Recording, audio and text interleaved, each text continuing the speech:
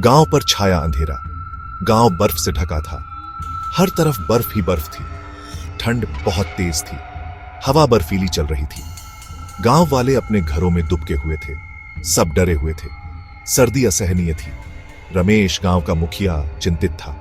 उसने इतनी भयानक सर्दी पहले कभी नहीं देखी थी। उसे अपने परिवार की चिंता थी। उसे पूरे गांव की चिंता थी। रात हो गई। अंधेरा और गहरा गया। तभी एक अजीब सी आवाज आई। यह बहुत दूर से आ रही थी। आवाज तेज होती गई। गांव वाले डर गए। वे अपने घरों से बाहर आ गए। सब आसमान की तरफ देखने लगे। आसमान हरा और बैंगनी रंग में चमक रहा था। यह एक डरावना दृश्य था। बादलों के बीच से एक विशालकाय जीव दिखाई दिया।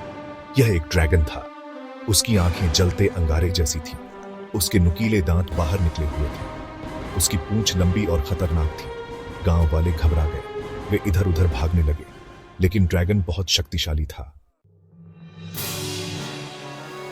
ड्रैगन ने गरजना शुरू कर दिया। उसकी आवाज से पूरा गांव कांप उठा। वह आग उगल रहा था। घर जलने लगे। गांव वाले चीख रहे थे। बच्चे डर के मारे रो रहे थे। औरतें प्रार्थना कर रही थीं। पुरुष अपने परिवारों को बचाने की कोशिश कर रहे थे, लेकिन ड्रैगन अजेय लग रहा था। रमेश ने देखा कि उसका गांव बर्बाद हो रहा है। उसका खून खौल उठा। उसे कुछ करना ही था। रमेश ने अपने साथियों को इकट्ठा किया। वे ड्रैगन से एलईडी डाहने के लिए तैयार हो गए। उनके पास कुल्हाड़ियां, भाले और धनुष बाण थे। वे जानते थे कि यह एक आत्मघाती लड़ाई थी, लेकिन वे अपने गांव और अपने परिवारों की रक्षा करने के लिए दृढ़ थे। वे बहादुरी से लड़े। ड्रैगन और ग्रामीणों के बीच भयंकर युद्ध हुआ। बर्फ खून से लाल हो गई।